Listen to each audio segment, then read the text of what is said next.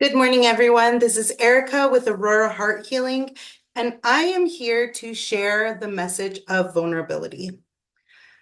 A lot of the messages that I put out there is because they're things that I am currently experiencing in my life today. And today, I really wanted to show up as vulnerable as possible. My channel is all about showing how we can be more vulnerable. And anyone that's watched my videos, I think, can start to learn a level of compassion and understanding.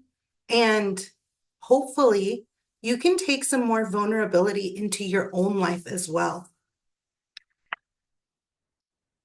There was a video that I watched recently, and it was a gentleman talking about marriage. And he said, when you come to your partner in a protective state, you are shielding yourself. You are holding a sword and you are holding a shield and you are saying, come at me and I will get you back. Can you imagine living all of your relationships in this protective mode of, if you come at me, I will get you? Where is the peace in that? Where is the kindness in that? Where is the understanding that we're just both human beings that don't really know what we're supposed to do, but we just need to communicate and need to be vulnerable with each other? In Roman times, handshakes were a sign of friendship and loyalty. It was a sign of, here I am. In Greece, it was a symbol of peace, and it was to show that the other person wasn't holding a weapon. Open hand. Here I am. What if every single person you come forward with, you have a shield and a sword ready to attack? Shielding yourself is actually the opposite of vulnerability. It is saying, I cannot give you any leeway because you will hurt me, even before someone has hurt us. How many times have we, or I know that in my past life, I used to say all the time, all men, all women, all people. That was a sign of me protecting myself and saying, no, I am going to hurt you before you hurt me. What did that give me? It gave me contempt against other people. Even people I know today that have hurt me, that have deliberately hurt me, I can say, I forgive you. I forgive myself. And I will pray for you. I hope that whatever hurt you so bad to hurt me in the ways that you have or do, it's from deep pain that you are unwilling to be vulnerable with. Or those people hurt you because they were defensive in themselves. You cannot penetrate this fortress that I have created over time and injury after injury. So therefore, no one can penetrate this box and no one is allowed to be within it. How isolating and alone that must be. In my 8 years of practicing the emotion code and doing energy work, I have come across so many people that when I tell them, we're going to clear your heart wall, they say no. I built this protection and you are not going to take it down. Little do they know that they're looking for love. They want love. But love can only be true with a certain level of vulnerability. You can't really love someone if you always have a sword behind your back and a shield in front of you. You're constantly worrying about when you need to pull it out and when you need to attack. It was so symbolic. This gentleman had a shield and he had a sword, and he said every time he was a marriage counselor, when he sees a husband or a wife attack from every single little comment, he knows that the marriage isn't going to last because there is a certain level of contempt within that marriage. I was reading a little bit about how John Gottman talks about how contempt is one of the leading causes for divorce. But it's also a corrosive agent for relationships in general. Contempt, it's no matter what you say, I am going to attack you for it. What kind of relationships do we think that we can live in or have if we are contempt? We're showing up with contempt and not vulnerability. And I get it. We've all been hurt. But telling the next person that they're going to hurt us before they've even had the chance to, or before they've even done it, or not even telling them why they're hurting, we grow our own contempt within ourselves that way. Vulnerability is not a weakness. It's our greatest measure of courage. So I read this from Brene Brown Atlas of the Heart.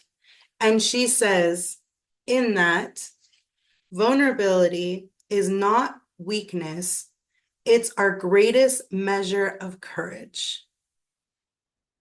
I was talking to a client and I was saying, I want to be vulnerable in my channel. I don't care if anyone turns around and says, well, I knew you from high school and you weren't like this. No, I wasn't. Yeah, I was a jerk. Well, I know your past and your history. Yeah, we all have one. And I'm sure that everyone has things that they are not proud of in that history. But today we get to stand up and we get to say, I am different. I change. I evolve. I can move forward. I'm not stuck in my past.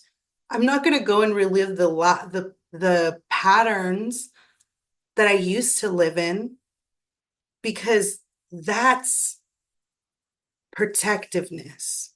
That's defensiveness. That's contempt.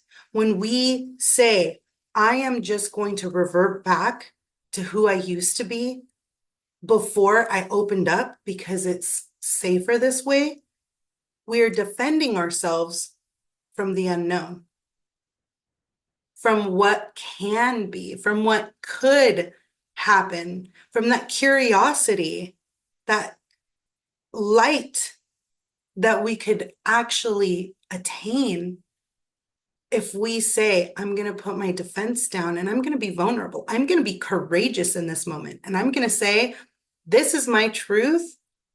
And I hope that you're there for it. But if not, I'm okay to walk away. And that shows another sign of vulnerability as well, because being alone, being without the people that you are comfortable with because they have been there through all of the patterning is courageous. The emotions that came up for me today that were needing to be shown or given to each of you, and each of you will understand how this shows up in your life specifically for you. Each emotion that I bring up is going to trigger something specifically in you that you can look at and reevaluate. What a beautiful thing, because we all are multifaceted.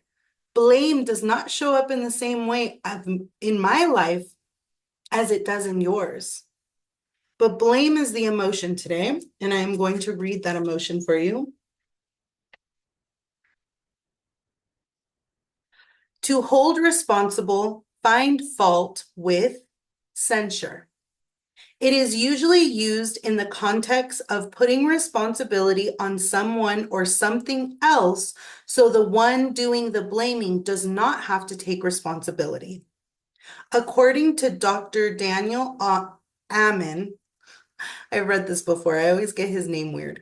Blaming is one of the most poisonous of the automatic negative thoughts. Blaming is very harmful.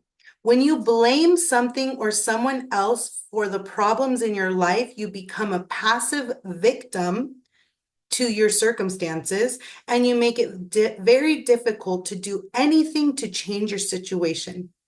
You become powerless to change anything. The blame game hurts your sense of personal power, and you have to take responsibility for your problems before you can hope to change them. I'm not vulnerable because this person has hurt me. Does anyone hear some victim mentality there? I am scared of relationships because I've been burned before. The list goes on. Those are just my lists. Those were my lists. And in all reality, in this lifetime, I have had the ability through emotion, through this work that I do on a daily basis.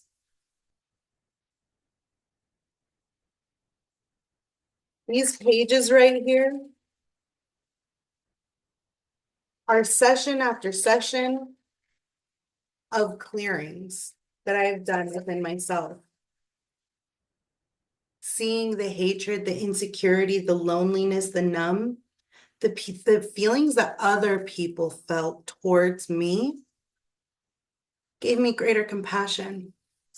Understanding that the reason why these people have hurt me is because their defenses are up so high that no matter what I did, it was an attack. Because when you come in defensive, then you have to be on guard for attack. What a sad existence is that? And I'm not saying it as for them, they're awful people. No. Love has created connection that I can't even fathom how far these connections have been.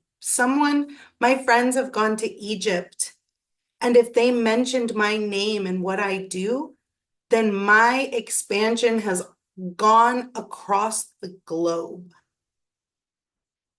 My family lives in other countries. Who I am and what they describe me as is literally extended out into other worlds. When we defend ourselves, we are saying, no one gets to know who I truly am. Blame. Let's stop blaming others. It's not their fault. We have the power to pick up all of what those defenses are or put them down. We can say, I'm no longer going to let what this family member did control my actions to feel safe. Because it's just a sense of safety when we stay in our patterns. It's not actual safety, though. Because we stay in the same pattern. If the pattern hurts us, that saying, if you keep doing the same thing over and over again and expecting a different result, it's the definition of insanity. If we lead with defensiveness and expect people to hurt us, and then we don't understand why we keep getting hurt, maybe it was because we came in with a sword instead of coming in with open hands and saying, this is me, I love you, This is why I'm hurting, and listening to why someone else is hurting too. The next emotion is dread, which is funny because for me, I have seen that people dread having tough conversations. They're conversations. We have tough lives. There's going to be tough conversations as well out in the world. But to fear greatly, again, it's so weird how blame, all of these emotions are based in fear in one way or another. To be very reluctant to do, meet, or experience. Being reluctant to do something, to meet someone or something, or to experience. When we dread an experience, we don't even know if it's a bad one or a good one. Or, I mean, it's, to me, none of them are good or bad. They're just an experience. I may not like a Chinese restaurant that I could go to, but it was an experience to know this is not the experience for me moving forward. But I honor anyone else's experience in that. Terror or apprehension. Again, that shield, that sword. We're apprehensive. We're walking into a situation protected before we even know if that's what we need. To do something, apprehension to do something in the future. Walking into a situation not even knowing if protection is what we need. That's scary to me. It's scary to me to know that so many people do live in that. And how can we reevaluate these emotions to feel safer in them? Because it's fear that drives these emotions.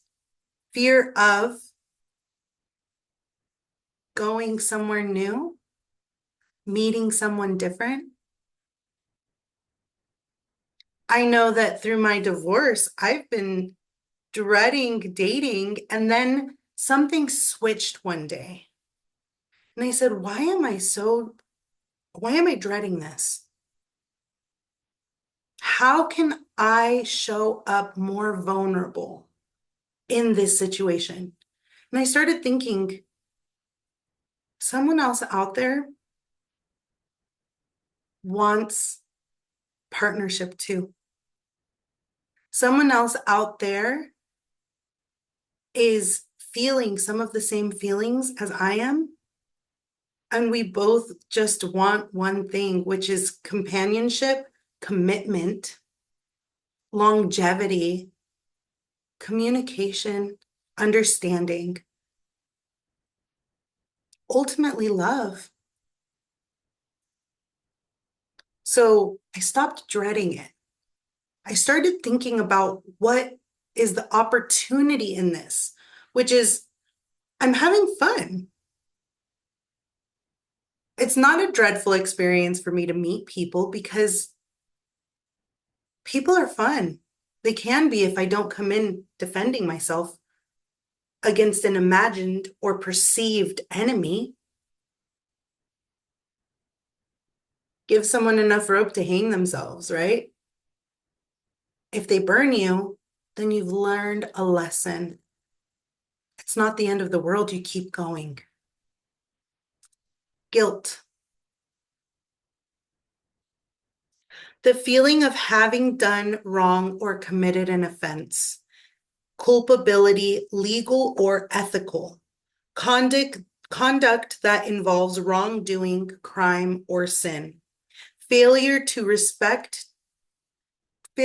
respect to one's duty, deserving punishment, falling short of the standards he sets for himself. Guilt can be a useful emotion if it can lead to correction of error and reparation of damage.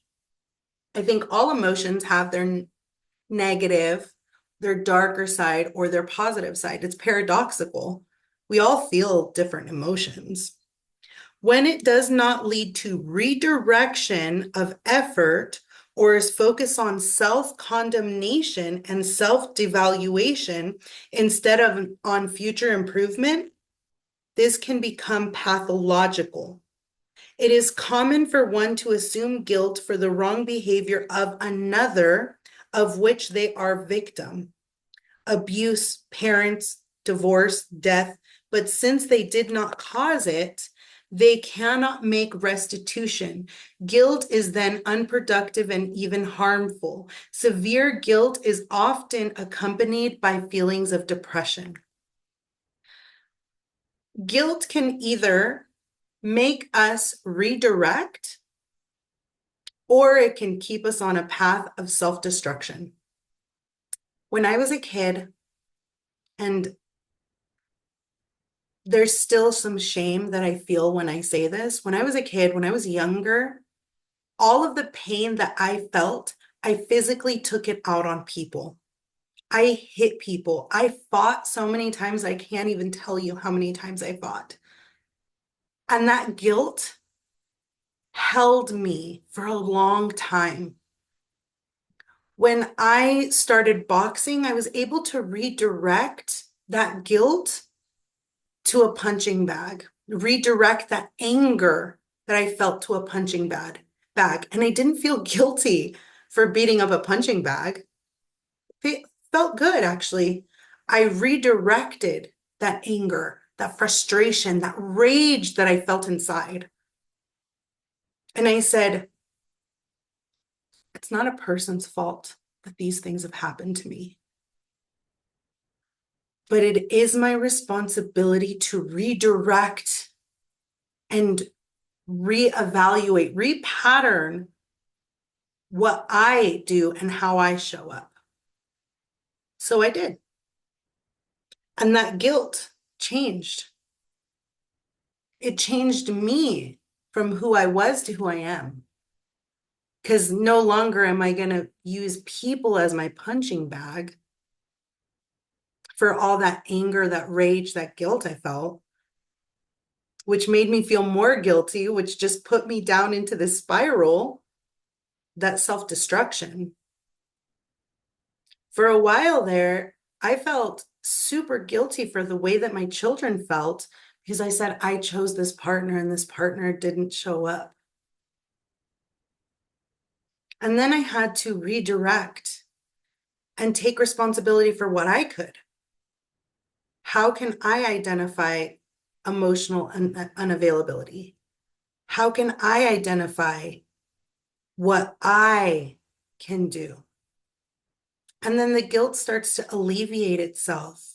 It starts to feel a little bit less hard to handle because we don't have to carry that guilt forever.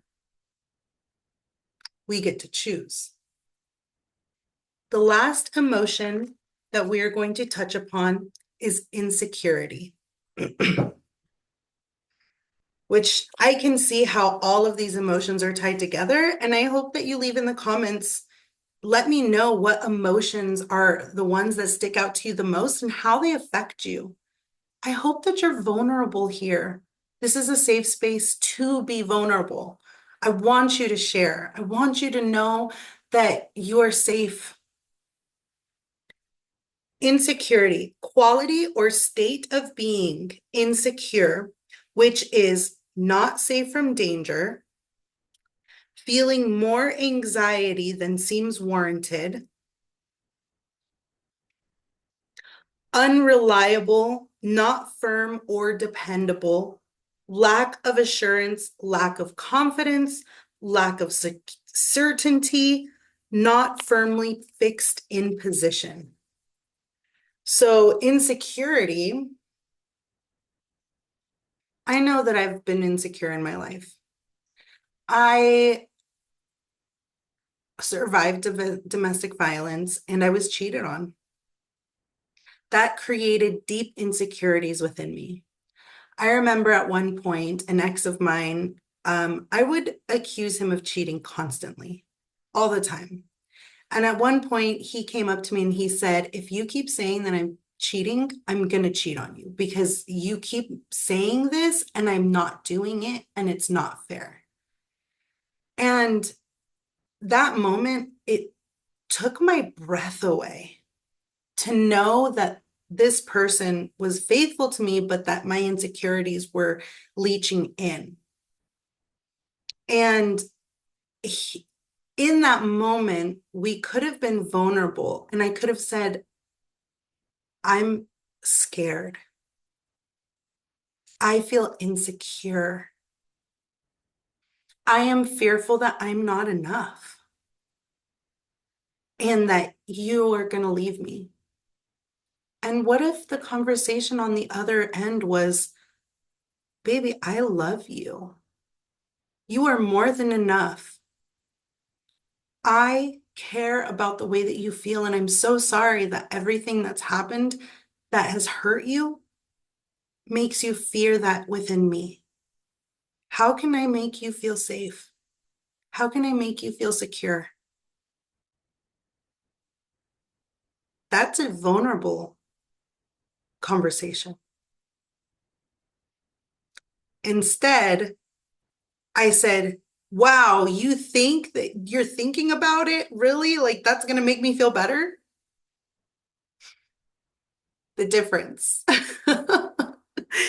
The difference in how a vulnerable conversation could go with two people that are willing to be vulnerable. And you'll see it. You'll feel it. Because when someone's defense is up, you'll know. It's easy to spot someone with defenses because everything that comes out of your mouth is contempt, anger, defensiveness, frustration. You're wrong. I'm right. What if we're both right? What if we both have a valid point? What if we both have something to share and enlighten each other with in that moment?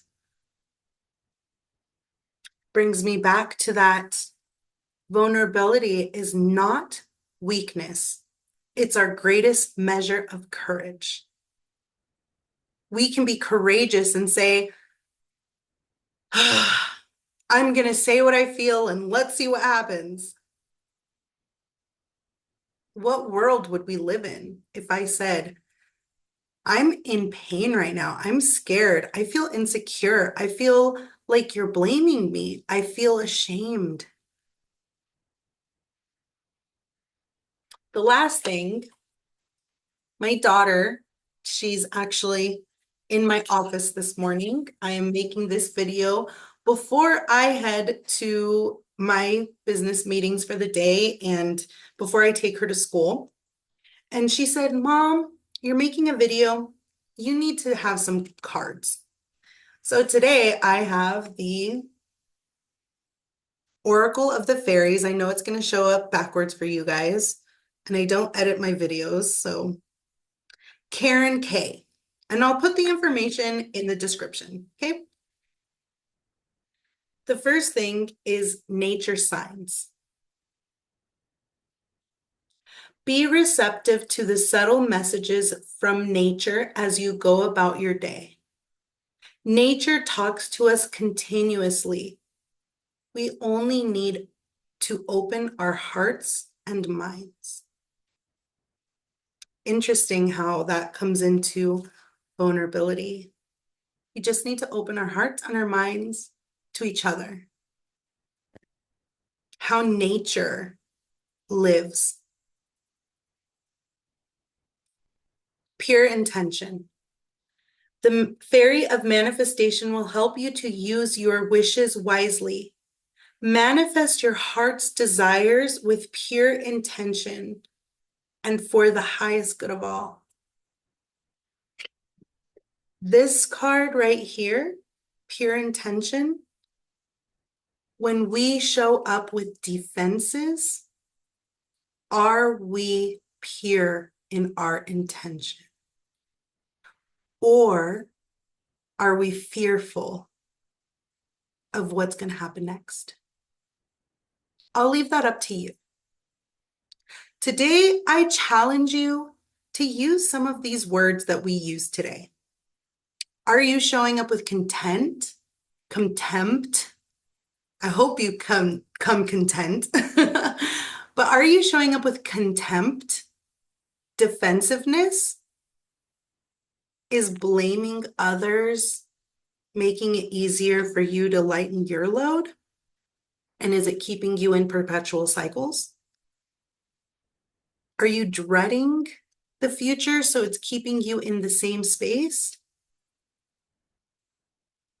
Do you feel guilty, so guilty that you're destroying relationships around you all the time?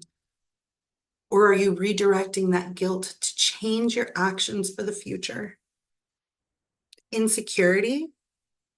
Are your insecurities eating you alive? I know that one point they did for me, and even today, sometimes they do. Sometimes I wonder, hey, if I'm not editing my videos, will people like them? Screw it, I'm gonna do it anyway. I love you all. I hope all of you understand that all I'm doing here today is shedding light on what we feel inside. I feel it too. I'm here. I'm willing. I'm able. And I love you all so much. We all deserve love. We all deserve kindness. We all deserve compassion. We all deserve relationship, regardless of what kind of relationship it is. I hope that today you build relationship more with yourself by identifying what you feel.